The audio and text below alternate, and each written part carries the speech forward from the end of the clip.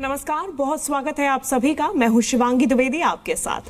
आज world kidney day है और आज के दिन हमारे साथ स्टूडियो में खास मेहमान मौजूद हैं ये बताने के लिए कि अपनी किडनी का ख्याल कैसे रखें, किडनी किस तरीके से काम करती है और किडनी क्यों है महत्वपूर्ण। इन सभी बातों का, इन सभी सवालों का जवाब जानने के लिए हमारे साथ हमारी खास मेहमान डॉक्टर अनुजा पोरवाल मौजूद हैं। बहुत स्वागत है। ये डायरेक्टर हैं nephrology and renal transplant medicine, Fortis hospital, Noida. बहुत स्वागत है मैम आपका। Thank you Shivangi. हम शुरुआत करेंगे और सबसे पहले मेरा सवाल आपसे यही रहेगा कि हमारी किडनी कितनी ज़्यादा महत्वपूर्ण है, क्यों ज़रूरी है, किस तरीके से हमारे शरीर में काम करती है? ये बहुत अच्छा सवाल है। आज अगर हम किडनी हेल्थ के बारे में बात करने के लिए इकट्ठे हुए हैं तो हमें ये पहले समझना ज़रूरी है कि हमारे शरीर में किडनी क्या काम करती है। ये हमारे शरीर का एक बहुत इम्पॉर्टेंट वाइटल ऑर्गन है। दो किडनी बीन के शेप के आकार की होती है, कुछ 8 to 10 सेंटीमीटर बड़ी, आपकी स्पाइनल कॉर्ड के दोनों तरफ नीचे की तरफ सिचुएटेड होती है, रिब केज के नीचे सिचुएटेड है। किडनी में यूरिन का फॉर्मेशन होता है। वो यूरिन दो पतली ट्यूब्स जिन्हें हम यूरेटर कहते हैं, उसके थ्रू वो यूरिन ब्लैडर में कलेक्ट होता है एंड यूरेथ्रा के थ्रू वो ब्लैडर से यूरिन पास हो जाता है। किडनी हमारे शरीर का एक एक्सक्रीटरी ऑर्गन है, लेकिन ये केवल एक्सक्रीटरी ऑर्गन नहीं है, इसके साथ साथ इसके बहुत सारे सिंथेटिक फंक्शंस भी हैं जो हमारे शरीर के बहुत सारे इम्पॉर्टेंट फंक्शंस को रेगुलेट करते हैं और उसकी ऑप्टिमम हेल्थ को मेंटेन करने में मदद करते हैं। हमारे शरीर में लगातार फ्लूइड, बहुत सारे टॉक्सिन्स और वेस्ट प्रोडक्ट बनते रहते हैं जो हमारी बॉडी की रेगुलर मेटाबॉलिज्म की वजह से हमारे शरीर में लगातार प्रोड्यूस होते हैं। हमारी किडनी इस एक्सेस वाटर, सॉल्ट, टॉक्सिक और वेस्ट प्रोडक्ट को शरीर से बाहर निकालने का काम करती है। इसके साथ साथ हमारे शरीर में जो सिंथेटिक फंक्शंस की जब हम बात करते हैं तो शरीर में खून बनाने वाला हार्मोन जिसे हम एरिथ्रोपोइटिन कहते हैं, उस हार्मोन का प्रोडक्शन किडनी में होता है। जब भी पेशेंट की किडनी काम नहीं कर रही होती है उसको अनीमिया रहने लगता है, खून अच्छी तरीके से नहीं बन पाता है। हमारे ब्लड प्रेशर को रेगुलेट करने वाले बहुत सारे हार्मोन्स किडनी से रेगुलेटेड होते हैं। वो डिफरेंट जो हार्मोन्स हैं उनका एक डेलिकेट बैलेंस शरीर में रहता है और जिसकी वजह से हमारा ब्लड प्रेशर नॉर्मल रहता है। जब भी पेशेंट की किडनी प्रभावित होती है किसी खराबी की वजह से, ब्लड प्रेशर अनकंट्रोल्ड हो जाता है। इन सारे किडनी पेशेंट्स की मोस्टली पहली डायग्नोसिस ही हाई ब्लड प्रेशर की वजह से जब इवैल्यूएशन होता है तब बनती है। डॉक्टर अनुजा, ऐसे में आज हम वर्ल्ड किडनी डे मना रहे हैं। ये वर्ल्ड किडनी डे क्यों मनाया जाता है और इस साल वर्ल्ड किडनी डे का क्या थीम रखा गया है? वर्ल्ड किडनी डे को सेलिब्रेट करने का कारण सबसे बड़ा ये है कि जब भी हम किडनी की डिजीज़ेस के बारे में बात करते हैं उसकी अवेयरनेस जनरल पॉपुलेशन में बहुत कम है और किडनी की डिजीज़ेस आजकल अलार्मिंग स्पीड से बढ़ रही हैं। एवरी 1 in 10 इंडिविजुअल्स में किसी न किसी टाइप की किडनी की डिजीज़ प्रेजेंट है एंड बच्चे भी इसके एक्सेप्शन नहीं है। बच्चे, यंग एडोलेसेंट, यंग इंडिविजुअल, ये सभी किडनी की किसी न किसी बीमारी से लड़ रहे हैं। सो इस अलार्मिंग प्रिवेलेंस को टारगेट करने के लिए WHO का इनिशिएटिव है कि हर साल मार्च के मंथ में एक किडनी वीक सेलिब्रेट करें एंड नाउअडेज केवल किडनी वीक ही नहीं, हम पूरा एंटायर मार्च का मंथ किडनी अवेयरनेस एक्टिविटीज़ के लिए रखते हैं। किडनी डिजीज़ की अवेयरनेस को स्प्रेड करना, इस बीमारी से जो जुड़े हुए कारण हैं उनके बारे में लोगों को एजुकेट करना। इस बीमारी के बहुत सारे रिस्क फैक्टर्स हैं जिनकी अगर जानकारी पेशेंट और उनके परिवार वाले लोगों को होगी तो वो उन रिस्क फैक्टर्स को टाइमली मॉडिफाई कर सकते हैं। इन दैट सिचुएशन बीमारी के होने की जो अकरेंस है हम उसको रिड्यूस कर सकते हैं। इसके साथ साथ किडनी की बीमारी के बारे में बहुत सारे मिथ हैं जो नॉट ओनली कि जनरल पॉपुलेशन के मन में है, पूरी कम्युनिटी में एंड बहुत लेवल पे प्रोफेशनल्स के मन में भी है कि किडनी की बीमारी नॉट ट्रीटेबल है। ठीक है, इसमें थोड़ा सा ट्रुथ है कि ये लार्जली इरिवर्सिबल है, लेकिन यदि हम किडनी की बीमारी को अर्ली डायग्नोज करते हैं, अर्ली डिटेक्शन हो जाता है, टाइमली इंटरवेंशन करते हैं, तो हम इन पेशेंट्स की किडनी की लाइफ को लंबा करने के लिए बहुत कुछ कर सकते हैं। एंड जब हम इन मिथ को एड्रेस करते हैं कि किडनी की बीमारी ट्रीटेबल भी है, प्रिवेंटेबल भी है, तो पेशेंट्स का ट्रस्ट ट्रीटमेंट लेने के लिए और ज़्यादा स्ट्रेंथन होता है। एंड दैट इज़ हाउ हम इस बीमारी को मैनेज भी कर पाएंगे और कंट्रोल भी कर पाएंगे। सो अब की बार वर्ल्ड किडनी डे 2025 का थीम इसी फोकस, सबका अटेंशन डाइवर्ट करने के लिए है कि किडनी की बीमारी को हम कैसे प्रिवेंट करें। जो प्रिवेंटिव एस्पेक्ट हैं उन पे फोकस करने के लिए वर्ल्ड किडनी डे 2025 का फोकस है। नो डाउट, अगर आप जल्द से जल्द डायग्नोसिस करते हैं तो उतनी जल्दी उपचार भी हो सकता है। आपने अर्ली किडनी डिसीजेस की बात की डॉक्टर अनुजा, तो ऐसे में अब यहाँ सवाल है कि क्या वो सिम्टम्स है, कई बार हम अनदेखा कर देते हैं सिम्टम्स को। तमाम सिम्टम्स हमारी बॉडी हमें दे रही होती है, सिग्नल्स दे रही होती है, लेकिन उसके बावजूद कई बार ऐसा होता है कि हम उन सिम्टम्स को अनदेखा कर देते हैं। कौन से हैं वो सिम्टम्स और किन बातों का ध्यान रखना चाहिए? क्या अलार्मिंग सिम्टम्स हैं कि वो अर्ली किडनी डिजीज के साइंस हो सकते हैं? ये बहुत अच्छा सवाल है Shivangi, because this is the first step to diagnose kidney disease. देखिए, किडनी की बीमारी के सिम्टम्स एक तो नॉन स्पेसिफिक होते हैं और वो उस स्टेज में आते हैं जब किडनी की बीमारी ऑलरेडी एडवांस हो चुकी होती है। किडनी की बीमारी का फिर भी इसके कुछ सटल साइंस होते हैं, सिम्टम्स होते हैं, जिनके बारे में मैं आपको बताऊंगी। किडनी की बीमारी का सबसे सटल एंड इम्पॉर्टेंट साइन है कि शरीर में थकान का बना रहना, एंड वो थकान जो कि अनएक्सप्लेन्ड है। पेशेंट कंप्लेन करता है कि मुझे बिल्कुल एनर्जी लेवल अपना बहुत ही लो हो गया है, मुझे बिल्कुल एनर्जी फील नहीं होती, मुझे कुछ काम करने का मन नहीं करता, ईजी फटीगेबिलिटी, बहुत जल्दी थक जाता हूँ। इसके साथ साथ मेंटल कन्फ्यूजन, पेशेंट अपने काम में फोकस नहीं कर पाता है, कहता है मुझे हर समय लगता है कि मेरा, जिसे हम कहते हैं ब्रेन फॉग, वो अपने काम को कॉन्सेंट्रेट करके नहीं कर पाता है, किसी चीज़ों को रिकॉल करने की कोशिश करता है, they are not able to recall. This is another most important and very subtle sign. इसके साथ साथ भूख का ना लगना, लगातार नौशिया, जिसे कहते हैं कि जी मिचलाते रहना, आपकी भूख का कम हो जाना या बिल्कुल खाने का दिल नहीं करना, ये भी एक बहुत इम्पॉर्टेंट सिम्टम है जो किडनी के पेशेंट्स को आता है। इसके साथ आपके हाथों पैरों में सूजन आ जाना, चेहरे पर सूजन का होना, that too early morning hours में पेशेंट को अपना चेहरा सूजा हुआ लगता है, ये किडनी की बीमारी का एक बहुत इंपॉर्टेंट साइन है।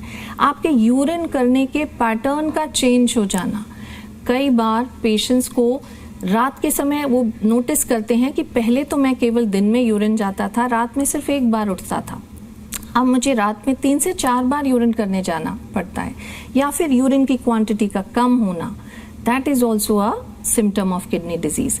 इसके साथ साथ इस पेशेंट की नींद का डिस्टर्ब हो जाना, उसको स्किन का ड्राई और इची रहना, या ब्लड प्रेशर का सडनली बहुत बढ़ जाना, ये सारे कुछ साइंस हैं जो किडनी की बीमारी को इंडिकेट करते हैं। इसके अलावा 2 बहुत सटल साइन हैं जो आज के पर्सपेक्टिव में बहुत इंपॉर्टेंट है।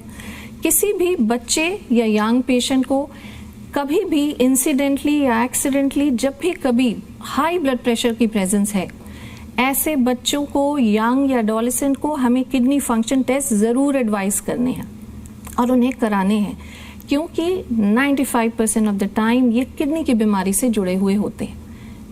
इसके अलावा young child bearing females pregnancy के टाइम में अगर उनको early onset of blood pressure है, तो ये एक श्योर शॉट साइन है कि उनकी किडनी कमज़ोर है या वो कमज़ोरी बहुत जल्दी उनकी किडनी में आने वाली है। इसके अलावा आपकी यूरिन में अगर आपने कभी कोई हेल्थ चेकअप किया, किसी टेस्ट में अगर प्रोटीन और ब्लड का लीकेज है, that is also a sign, या किडनी फंक्शंस डिरेंज्ड मिलते हैं।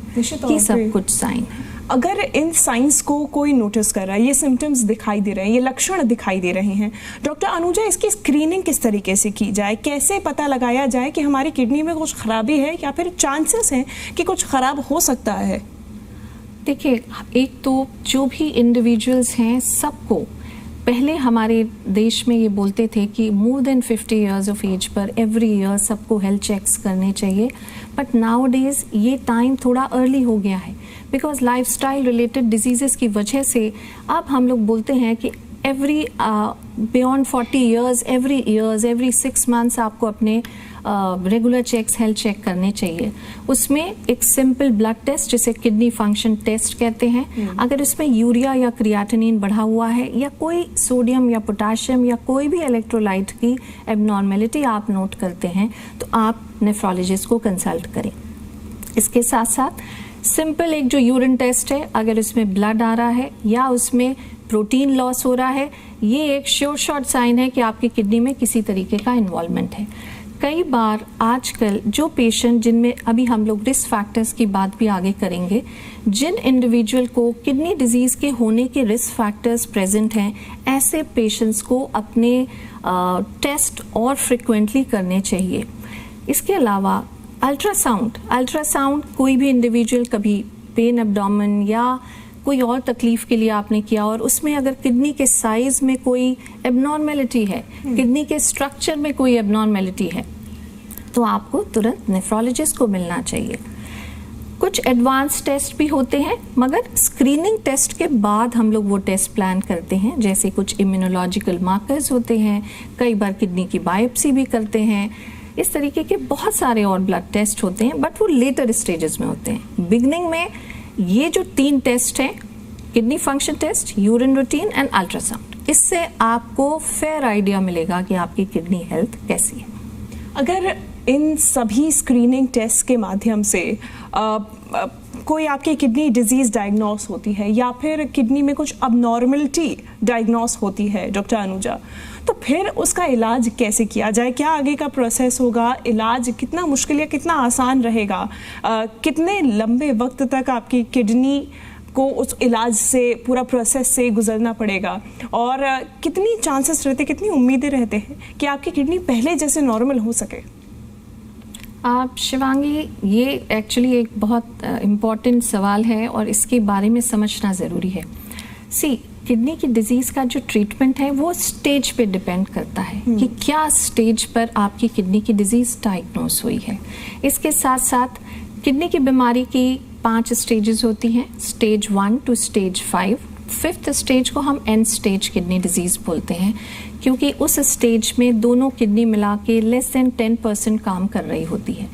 So depending on the stage of the disease, इसके साथ साथ किस कारण की वजह से हमने किडनी की बीमारी उस पेशेंट को हुई है, वो अंडरलाइंग डिजीज़, उसका ट्रीटमेंट प्लस कुछ मेडिकेशंस, इनके थ्रू हम इन पेशेंट्स को ट्रीट करते हैं। जब भी कभी ट्रीटमेंट होता है, ट्रीटमेंट यूजुअली लंबा होता है, पेशेंट को उसमें अपने ट्रीटमेंट और अपने रेगुलर फॉलोअप्स को कंप्लाई करना चाहिए। यदि किडनी की डिजीज़ अर्ली स्टेजेस में डायग्नोस होती है तो हम लोग किडनी की डिजीज़ को प्रोग्रेशन को डिले कर सकते हैं, जिससे कि किडनी की लाइफ लंबी हो जाए और वो एंड स्टेज किडनी डिजीज़ तक ना पहुंच पाए। ये हम करते हैं। कुछ डाइटरी मॉडिफिकेशंस एडवाइस करते हैं पेशेंट को, कुछ मेडिकेशंस एडवाइस करते हैं, एंड इसके साथ साथ पेशेंट को हेल्दी लाइफस्टाइल के लिए भी एनकरेज करते हैं और अपने ट्रीटमेंट से एडहेयर करने के लिए भी बोलते हैं। अगर आपके पेशेंट को दोनों किडनी 90% डैमेज हो चुकी है, केवल 10% काम कर रही है, in that stages there are only 2 type of treatment which is possible. One is lifelong dialysis, another is kidney transplant. तो ये 2 तरीके हैं जो आपने बताया कि ट्रीटमेंट के लिए उन 2 तरीकों को अपनाया जा सकता है, लेकिन बिल्कुल एंड स्टेज में। इससे पहले आपसे जानना चाहेंगे, आपने लाइफस्टाइल चेंजेस की बात की डॉक्टर अनुजा, कि लाइफस्टाइल चेंजेस करने से भी प्रिवेंट किया जा सकता है। तो अगर कोई किडनी पेशेंट है तो क्या कुछ लाइफस्टाइल में अपने बदलाव करने की उसे ज़रूरत है ताकि उसकी किडनी की जो हेल्थ है वो बेटर हो सके या फिर और ज़्यादा ना बिगड़े? शिवांगी, इस क्वेश्चन का आंसर देने से पहले मैं किडनी के लिए जो इम्पॉर्टेंट कॉजेज़ हैं, जो किडनी की खराबी के मुख्य कारण हैं, उनके बारे में कुछ बात करना चाहूँगी। किडनी की खराब होने के सबसे इम्पॉर्टेंट कारण है डायबिटीज़ और ब्लड प्रेशर। इसके साथ साथ कुछ ऑटो इम्यून डिसऑर्डर्स होते हैं जिसमें किडनी का इन्वॉल्वमेंट होता है। ये मल्टी सिस्टम डिसऑर्डर होते हैं, जैसे ल्यूपस नेफ्राइटिस, रूमेटॉइड आर्थराइटिस, इन सब में किडनी का सेकेंडरी इन्वॉल्वमेंट होता है। हमारे देश में मैल न्यूट्रिशन एंड जो यंग हेल्थ है, यंग फीमेल हेल्थ है, वो बहुत ज़्यादा कॉम्प्रोमाइज्ड होती है due to poverty, poor socio economic status. तो इन सब की वजह से बर्थ डिफेक्ट्स के जो प्रिविलेंस है वो बहुत हाई है। सो ये एक बहुत इम्पॉर्टेंट कारण है जिससे कि बच्चों में किडनी या यूरिनरी ट्रैक्ट का फॉर्मेशन ही डिफेक्टिव हुआ है। लेटर ऑन जब वो बड़े होते हैं तो उनकी किडनी खराब होने लगती है। इसके साथ साथ किसी पेशेंट जिसको बार बार शरीर में स्टोन्स बन रहे हैं, रेकरेंट स्टोन डिजीजेज, या बहुत सारी हेरिडिटरी डिजीजेज होती हैं जो फैमिली में रन करती हैं, जैसे आपकी पॉलीसिस्टिक किडनी डिजीज़ है, ये फैमिली में रन करती है। बहुत सारे और कनेक्टिव टिश्यू डिसऑर्डर्स या इंटरस्टिशियल नेफ्राइटिस हैं, ये भी फैमिली में रन करती हैं। तो यदि किसी पेशेंट की फैमिली में किडनी डिजीज़ की कोई हिस्ट्री है तो it makes them at risk for having kidney disease in future. So that is another risk, ये भी एक रिस्क फैक्टर है। इसके साथ साथ बहुत सारी किसी भी ओवर द काउंटर मेडिकेशंस, जैसे बहुत सारे पेन किलर्स हैं, बहुत सारे Ayurvedic homeopathic medications, slimming medications या एलोपैथिक मेडिकेशंस भी उनके साथ, जिनका इस्तेमाल पेशेंट्स बिना किसी सुपरविजन के लंबे समय से कर रहे हैं, that becomes a risk factor for kidney disease. इसके साथ साथ आपके किडनी या यूरिनरी ट्रैक्ट में कोई रुकावट है जिसकी वजह से आपकी किडनी इसके लिए, बीमारी के लिए प्रोन हो रही है। सो जिस भी पेशेंट में ये रिस्क फैक्टर्स हैं, ऐसे पेशेंट्स को इन रिस्क फैक्टर्स को कंट्रोल करना है। आजकल लाइफस्टाइल मॉडिफिकेशन किडनी की डिजीज को प्रिवेंट करने के लिए की स्टेप है, क्योंकि बहुत सारी लाइफस्टाइल रिलेटेड डिजीजेस किडनी की बीमारी के लिए रिस्क फैक्टर हैं, जैसे diabetes, blood pressure and obesity. ये सारे जो पेशेंट्स हैं इनको अपनी शुगर, ब्लड प्रेशर का ध्यान रखना है। अगर इनको है तो उनको रेगुलरली अपनी मेडिकेशन लेनी है, चेकअप करना है। यदि नहीं है तो इनको रेगुलर चेकअप्स करने हैं कि इनको ये बीमारी नहीं है। अपने वेट को चेक में रखना है, ओबेसिटी या बहुत ज़्यादा वेट के बढ़ने को रोकना है। अपनी डाइट में हेल्दी न्यूट्रिशियस डाइट को कंज्यूम करना है। Healthy nutritious diet which is low in salt, which is rich in fresh fruits and vegetables.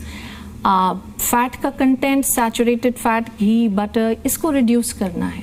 इसके साथ साथ आपको processed junk foods, canned food, preservative वाले फूड्स, इनको अवॉइड करना है। रेगुलर स्लीप, 6 to 8 आवर्स की स्लीप टारगेट करना है, preferably in the night hours. अपने दिन में कम से कम 10 से 12 ग्लास पानी को कंज्यूम करना है। स्मोकिंग को बिल्कुल छोड़ देना है। अल्कोहल को भी मॉडरेशन में रखना है या कम से कम इस्तेमाल करना है। अपनी हार्ट की अगर कोई प्रॉब्लम है तो कार्डियक मेडिकेशंस को लेते रहना है। रेगुलर एक्सरसाइज, आजकल हेक्टिक वर्क शेड्यूल की वजह से जो भी यंग पॉपुलेशन है उनका ज़्यादातर टाइम सिटिंग ऑन टेबल बैठ के काम करने का है। दे वर्क फॉर 10 से 12 घंटे तक काम करते रहते हैं। सो उसके बाद शरीर थक जाता है। बट वॉक और एक्सरसाइज हमें दूसरे तरीके से इम्पॉर्टेंट है हमारे लिए, इसलिए अपनी लाइफस्टाइल में एटलीस्ट 20 से 25 मिनट की रेगुलर एक्सरसाइज को इंक्लूड करें, at least 5 days in a week. ये सारे ओवर द काउंटर मेडिकेशंस को अवॉइड करें। और जो भी दवा लें वो अपने डॉक्टर्स की सलाह से लें।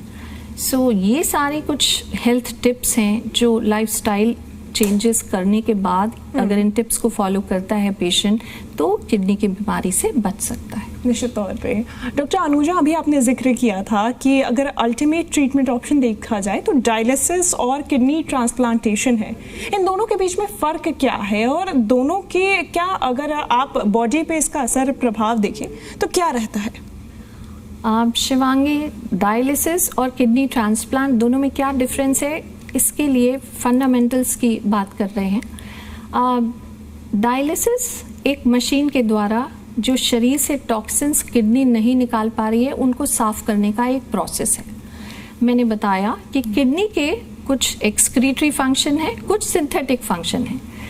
किडनी शरीर में 24 घंटे 7 दिन काम करती है और डायलिसिस की मशीन से आप खून को साफ केवल हफ्ते में 2 या 3 बार करते हैं। ये जो 2 या 3 बार का सेशन है ये 4 आवर्स का सेशन होता है, नॉर्मली 4 to 5 आवर्स का।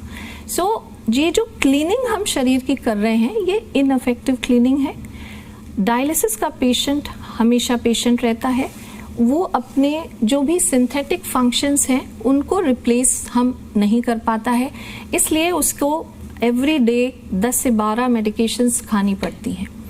इसके साथ साथ बहुत सारे हार्मोनल सप्लीमेंट्स और अदर मेडिकेशंस, क्योंकि किडनी काम नहीं कर रही है, किडनी का केवल जो सफाई नहीं कर पा रही है, हम उस फंक्शन को रिप्लेस कर रहे हैं, तो उसको ये सारी मेडिकेशंस हार्मोनल सप्लीमेंट लेने पड़ते हैं। डाइटरी रिस्ट्रिक्शन, अगर किडनी पेशेंट्स की डाइट के बारे में बात करें तो ये मोस्ट रिस्ट्रिक्टिव डाइट है। इन पेशेंट्स को life long dietary restriction follow करना पड़ता है डायलिसिस पेशेंट्स को। एंड पानी का रिस्ट्रिक्शन जो कि बहुत ज़्यादा पेनफुल है, दिन में they are allowed to take only 800 ml से 1 लीटर ऑफ वाटर इनटेक। आप अगर हम ट्रांसप्लांट की बात करें तो ट्रांसप्लांट की जब बात करते हैं तो शरीर में हम किसी दूसरे के शरीर से एक किडनी हमारे शरीर में लाके लगा देते हैं। ये किडनी शरीर के सारे फंक्शंस को टेक ओवर कर लेती है, synthetic as well as excretory function. इसके साथ साथ वो शरीर का हार्मोनल बैलेंस, शरीर का blood pressure control, water and electrolyte, acid base balance, सब कुछ एक नॉर्मल किडनी की तरह काम करने की वजह से शरीर के सारे फंक्शंस को नॉर्मल कर देती है। ट्रांसप्लांट पेशेंट को कोई डाइटरी रिस्ट्रिक्शंस नहीं होते हैं। इन पेशेंट्स को लाइफ लॉन्ग ट्रांसप्लांट की मेडिकेशंस लेनी पड़ती हैं। इन्हें हम ट्रांसप्लांट इम्यूनोसप्रेशन कहते हैं। ये इम्यूनोसप्रेशन इनके लिए लाइफ सेविंग है, क्योंकि किडनी जो किसी और के शरीर से हमने लेकर पेशेंट के शरीर में ट्रांसप्लांट की है, हमारा शरीर उसे, पेशेंट का शरीर उसे रिजेक्ट करने की कोशिश करता है, तो उस किडनी को शरीर में मेंटेन करने के लिए ये इम्यूनोसप्रेशन लाइफ लॉन्ग लेना पड़ता है। एक ट्रांसप्लांट का पेशेंट, एक नई किडनी लगने के बाद उसकी लाइफ एक्सपेक्टेंसी 15 to 20 ईयर्स होती है। दैट इज सो, ये जो 15-20 साल होते हैं ये पेशेंट के परिवार के लिए बहुत इंपॉर्टेंट होते हैं, प्लस वो एक हेल्दी लाइफ जी रहा होता है। इसके साथ एक बहुत इंपॉर्टेंट क्वेश्चन है कि डायलिसिस वाले जो यंग पेशेंट होते हैं उनकी फैमिली लाइफ बहुत कॉम्प्रोमाइज़ हो जाती है। Young females they can not become pregnant on being on dialysis, जबकि जब ट्रांसप्लांट हो जाने के बाद they can start their families after 1 year of a good transplant. So ये सारे पैरामीटर्स ट्रांसप्लांट को एक बहुत बेहतर और डेफिनेट ऑप्शन बताते हैं। डॉक्टर अनुजा, इसके बावजूद भी कई दफ़ा हम देखते हैं कई पेशेंट्स की बॉडी या फिर किडनी की बात करें तो नहीं सर्वाइव कर पाती है। किडनी फेलियर एक ऐसा टर्म है जो हमने अमूमन देखा है, सुना है। ये क्यों होता है किडनी फेलियर, कैसे होता है, और क्या इसके लिए कोई प्रिकॉशन है जो कि पहले से लिया जा सकता है? क्योंकि डायग्नोसिस तो हो ही जाता है पहले कि आपकी किडनी एट रिस्क है, लेकिन किडनी फेलियर से कैसे बचाएं? देखिए, किडनी जब आपकी रिस्क पर होती है उस समय क्या होता है, ये सारे जो रिस्क फैक्टर्स हैं ये धीरे धीरे करके किडनी के फंक्शन को ख़त्म करते जाते हैं। जो हम किडनी फेलियर की बात करते हैं वो CKD होती है, क्रॉनिक किडनी डिजीज़। 2 तरीके के किडनी फेलियर होते हैं।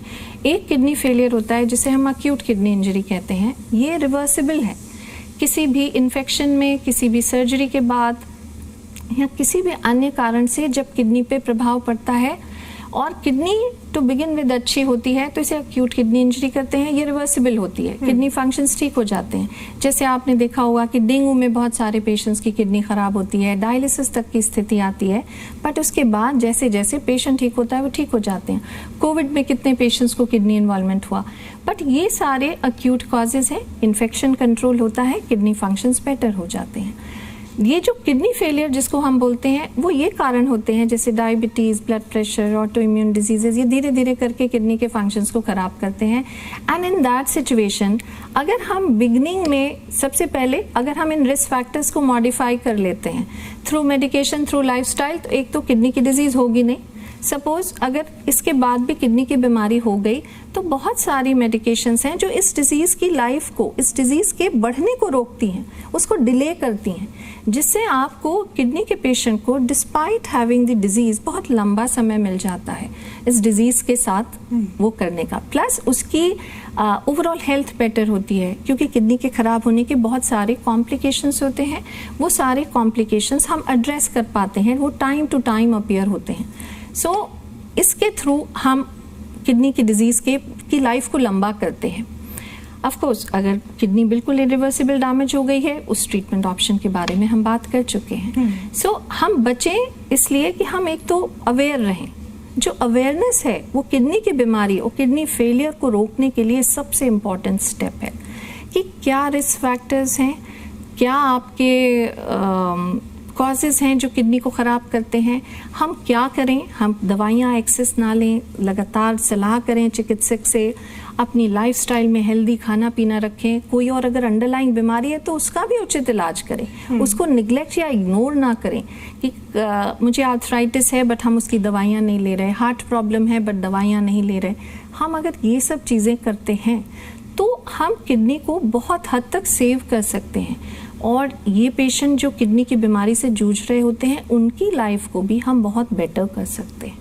निश्चित तौर पे डॉक्टर अनुजा, ये तमाम जानकारियाँ जो आपने हमारे दर्शकों तक पहुँचाई हैं ये बेहद ही महत्वपूर्ण है। बहुत शुक्रिया आपका हमारे साथ जुड़ने के लिए, हमारे दर्शकों तक ये प्रिकॉशंस और क्योर क्या कुछ हैं आपके किडनी को स्वस्थ रखने के लिए ये जानकारी पहुँचाने के लिए। फिलहाल हमारे साथ इस खास पेशकश में इतना ही। नमस्कार।